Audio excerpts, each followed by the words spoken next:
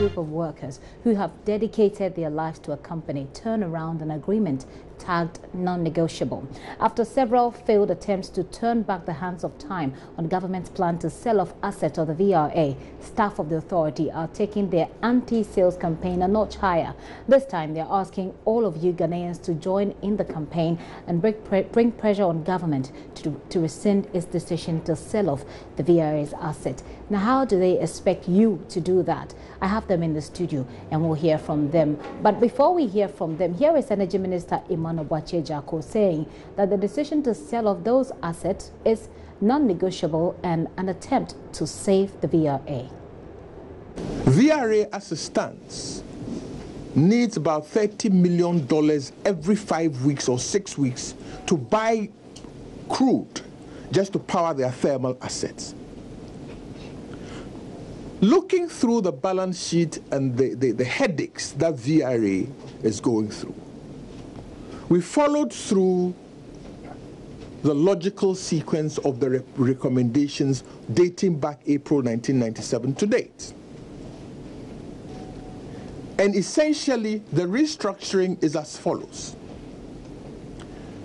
Create VRA as a holding company up here, and then underneath them have subsidiaries which will separate function as well as balance sheet. So you have VRA Hydro, a fully owned Ghanaian subsidiary of VRA Holding. We have another subsidiary holding the thermal assets, and another service company that would in the interim hold all the non-core business assets. That is the structure that has gone to cabinet and has been approved by the cabinet of President Akufo-Addo. Going forward, what is the implementation plan? To create the separation so that all hydro assets, including Bui, will be folded into VRA Hydro with a separate function and a separate balance sheet, so that we all can see the profitability or otherwise of hydro generation. Then all thermal assets will be put in a separate subsidiary, co-owned by the private sector participating and government. 51% government, 49% private sector, so that there again we can see the economics and profitability or otherwise of thermal generation. I am forever willing to sit down and discuss with VRA senior staff, but this is a conversation that started in 1997 and still dragging on, whilst the financial viability of VRA keeps going down. Anybody can look at the balance sheet of VRA, and it's a sorry sight. It is not the happy company that VRA used to be when it was essentially a hydro company. So we need to take some of these hard decisions, as the cabinet has done, in order to restructure and save VRA and make VRA a healthier company. This, in essence, is to improve, one, the finances of VRA, and also help with the management of the Volta Reservoir, so that we do not keep on drawing down this water day in and day out. I believe that this is a sensible way forward, but there will be vested interests who may feel they are losing out. And in fact, my economics teaches me that in every situation there is a formula, although a theory. It's called the Kaldor-Hicks-Skistowski compensation formula. You have to sit and negotiate in every situation that there is a change. How do you compensate the losers of the change in order to accommodate that change? You are always operating in an area of theory of second best, We understand that. And I think it behooves VRA staff, senior staff, to sit down and say that ministry or minister, yes, this is our situation. This is our interest. How do we protect that interest, or if it's legitimate, and how do we move forward? We want to assure them that we are open to that discussion so that the restructuring and the salvation of VRA can move forward. So that is the energy minister there with all of the reasons for which he thinks that this decision the government indeed has already taken is not negotiable. I have in studio with me Edward Hansen, his national advisor to the senior staff of the VRA in the studio. So you're welcome. Thank you. Also in the studio with me is Francis Deku. He is the branch chairman, the Akose branch chairman. So you're welcome as well. Thank you. It's good to have you, and I'm very interested to find out first of all your thought about what the minister said. If you was to be in a debate, you'd say that he'd made a very strong point, or he's made strong points. He speaks about the fact that this has gone on since 1997, so it's come quite a long way. He says that we're looking to create VRA as a holding company, so it's like it's when you put together the turbine assets that they're looking to bring government and the private sector into some sort of partnership. So it's not like you're losing, all is lost. And he ends by saying that this is supposed to make the VRA a viable or financially viable institution. To what extent do you disagree with all that he has said? All right, Gifty, thank you very much. Let me first of all extend warm greetings to your viewers, and also special greetings to management and staff of VRA across the country. I've listened to the minister. Fair enough. I think he has a wonderful idea, and it's aimed at bringing up VRA again, looking at our balance sheets, etc. We also are looking at sustainability of VRA as a viable entity that will serve the good people of this country, as it has done over the last 56 years. Now, what he's talking about, the 1997, you know, in mid-90s, there was this arrangement by the consultant for a power sector reform, and that seeks to separate some entities in the power sector. For example, VRA used to have the transmission department that wheels power across the country and then to the neighboring countries. And so with the advent of independent power producers coming into play around some 6 years ago, there was this decision that if the transmission department continued to belong to VRA, then it will not ensure fairness in power dispatch on the national grid. So by an act of parliament, the transmission department was separated and became GRICO. That holding company he's talking about, I don't think there's a portion that suggests that the thermal units of VRA or the thermal aspect of VRA should be sold out or should enter into some kind of PSP. Okay. Seriously speaking, the problems of our balance sheet not doing very well, it's not as a result of non-performance of VRA.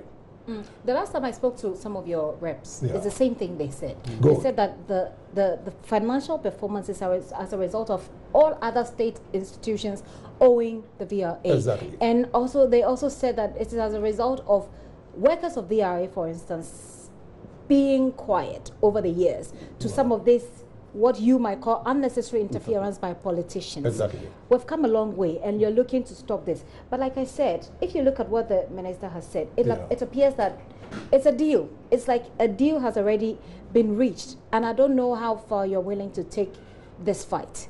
No, I don't necessarily think that it's a deal that has been reached. You know something?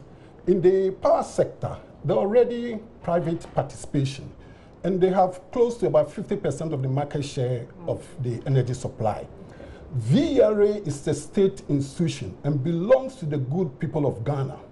And so we pride ourselves of having best engineers in the sub-region. As we speak, VRA has operated thermal plants over the last 20 years before any IPP came in. And so there's no doubt. Go check the records. There's no doubt. So you can do it, basically. We can deal with it.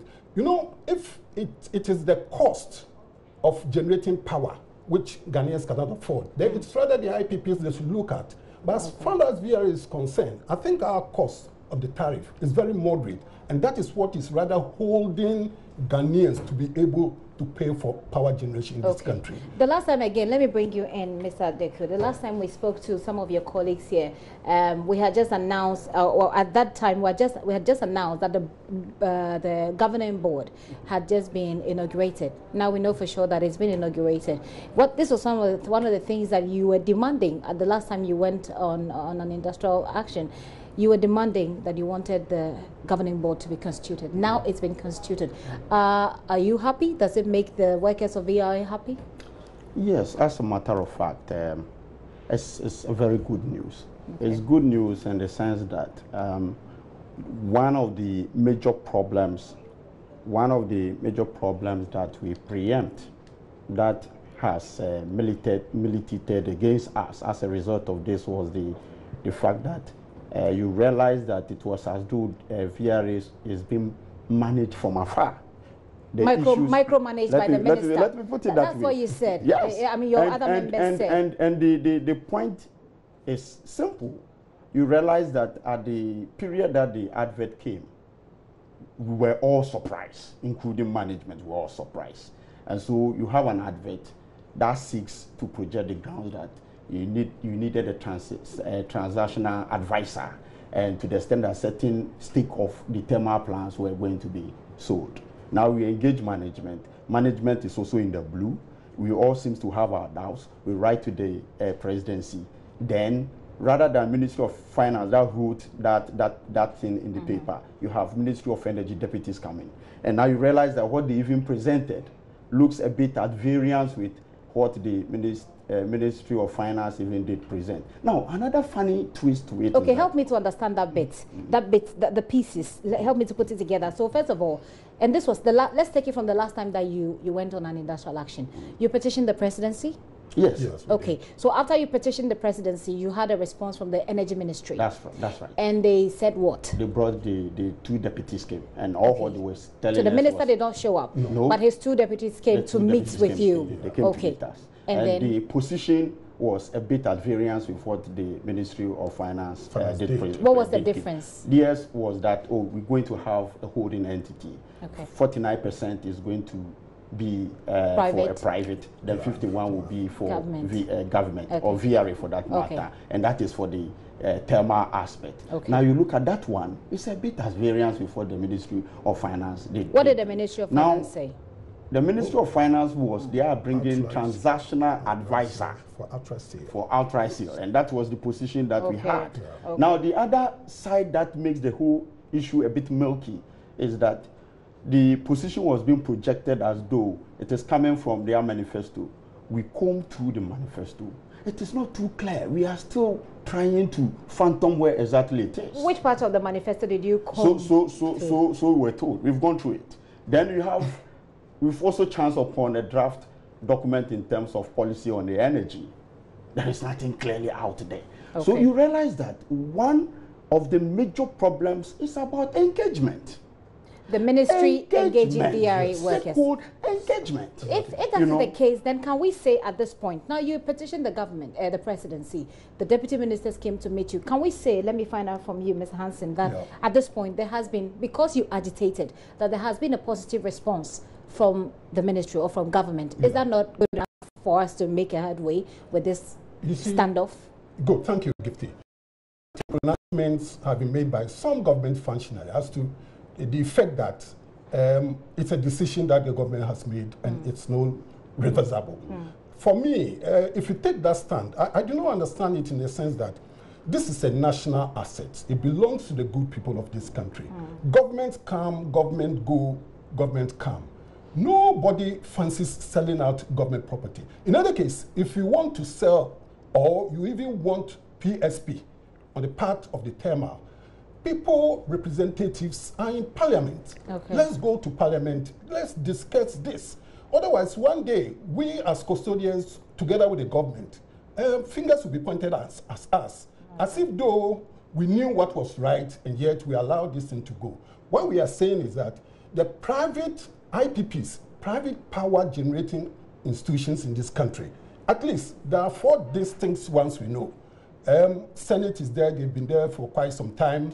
Sonu Asogli is there, Ameri has added up. Even Tiko Taka in Abuasi, who are sharing the same premises with us. These people, we have carried out several work on their behalf without full payment. And so if you check from our balance sheet, these are the reflection of the huge debt we have. Okay. So how do we solve this huge debt? You know, the past government, what they did was they brought in ESLA, knowing very well that the problem there was not created by VRA.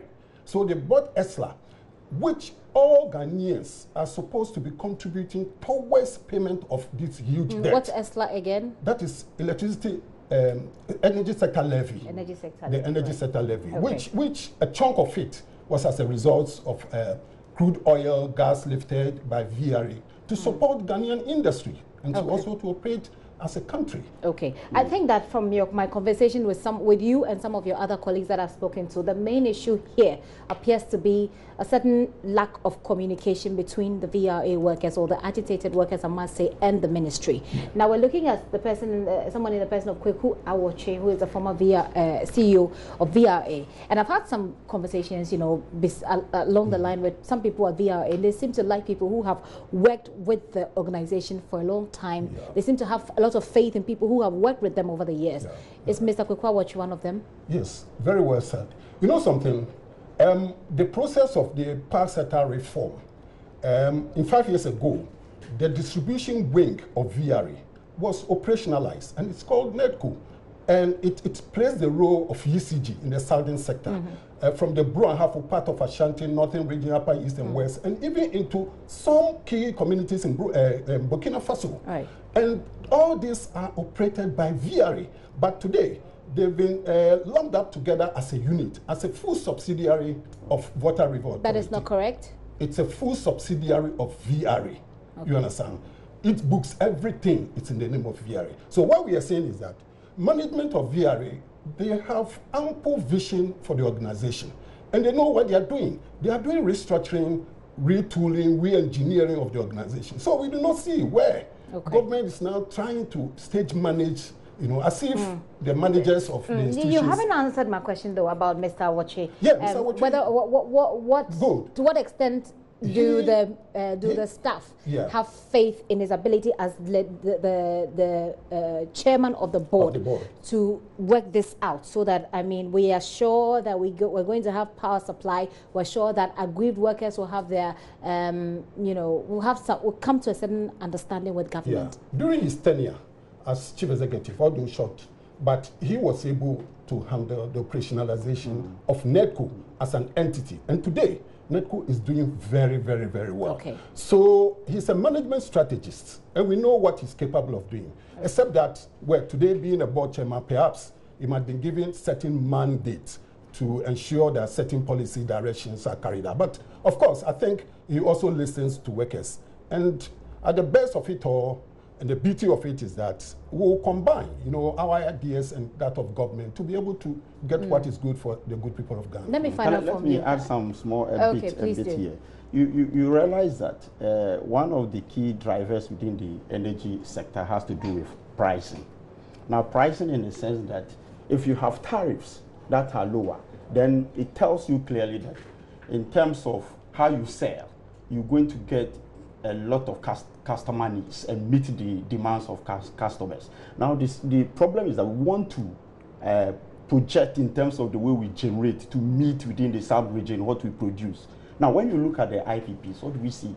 VRA's tariff happens to be the lowest. If you even want to match that of thermal for thermal, you comparatively realize that that of thermal is cheaper. Now, there was information out there that when you take hydro, the cost of generation for hydro is lower than 2 cents, and that of VRA thermal is 14 cents. It's factually not right, because when you look at the PRUC, the tariff itself, which is the pricing itself, what we have for thermal is 41.28 Ghana pesos, and if you convert that, it's around 9.4 cents. You know, that 9.4 cents, what it means is that you have cost plus your margin in terms of profit, and that brings you to the pricing, which is the tariff. You've spoken a lot of technical words. I like it when you speak English. Okay, what I'm trying to say, let me make it simple. Please make it what simple. What do we have? When you say price, you mean cost plus profit. Okay, so what I wanted to, what you can do for us and for my viewers is that make your point for us in a few words, without the technicalities. All what I'm trying to say is that the price at which we sell our electricity, if you consider that of thermal, it is 9.3 cents per kilowatt hour, as against what the minister even mentioned. So VRA is cheaper, much cheaper than what the IPPs are giving us. Okay, and so if you maintain us in the market, what it means is that ours is said that we can expand in terms of so there's competitiveness, but then you're still making losses. Yes, so you realize that with even this minimal tariff that we have, we are still carrying certain obligation in terms of certain contracts that we had with some of these IPPs. But we want to make sure that you don't make losses. We want to make sure that for someone like me who works so hard, and at the end of the month, I'm going to have to pay money to you to run this for me. That I want to be sure that you're not I'm not incurring debt even as I'm paying my monthly taxes. Then what it means is that certain contractual obligations that government has pushed us into signing with these IPPs should not even be the case. I see. Let's look at the final, word on this discussion. How do we make progress? This is not the first time you've come here. I mean, I think last week or last 2 weeks, you were 2 weeks ago, you were in the news. I mean, it was quite heated. That was when we saw the minister come in with his version of the story. And like you said, there has been some engagement since then. Where do we stand now, and what is your next line of action? One would have expected that after this, our sector minister will call us to the table with with our management, and perhaps major stakeholders in this country. The Minister of Energy, apart from that, Energy Commission is there, and other people, and industry, the players in the industry. We have not had that opportunity. Our management are thinking of a retreat so that we can discuss the issue to the details. But you see, what is a bit worrisome is the minister coming out to, as it were, to say that we do not know what we are saying. We have been in the industry for a long time. Ask him, since he came to power, almost 9 months now, has he ever visited us as a key institution? We've been trying as much as possible to reach out to him. But you see, to all avail, it doesn't. The best he has done for us is to send the deputy ministers. So, I mean, we are not antagonistic. We want what is good for this country. And that is why we are coming out to say that, look, Ghanaians, what belongs to us is Volta River Authority. It has served us over 50 years, non-failing. One of the most excellent institutions, state institutions, run purely by blacks. Let us doff our hearts for this august organization. Let's not try to break it into pieces and give it to IPPs. After all, IPPs, when they come to do investment and make the profit and repatriate their profits away. But Ghanaian companies will continue to be here and to serve. And for me, what's even important is that, you see, security is very key. When you have your electricity and water in the hands of foreigners, you understand what it means. Let's strive. I guess I can tell from how you sounded there. But let me find out from you, Mr. Deku. You're asking, the information available to me is that you are now calling on all Ghanaians to join you in this campaign. How do you expect them to do so? That is what we've even started. Until recently, the story is that VRA, we don't really come out to speak. But it has come to a stage that we need to reach out to the populace and let them appreciate our operations and how we do things. The field is extremely technical, like you were saying.